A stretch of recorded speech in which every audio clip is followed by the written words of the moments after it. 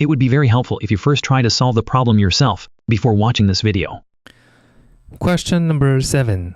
What is the value of limit as x approaches -1 cosine function f of x minus 1? So, x approaches -1, right? Then what about x minus 1? We subtract 1 each side. Then it gives us x minus 1 approaches -1 minus 1, -2.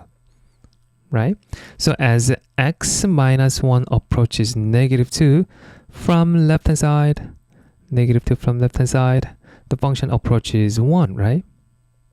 From right-hand side, it also approaches 1. So we know that function f of x minus 1 approaches 1. Then what about cosine f of x minus 1? What does this value approach to? This one approaches 1, right? So this is just the cosine 1. Alright, so the answer has to be B.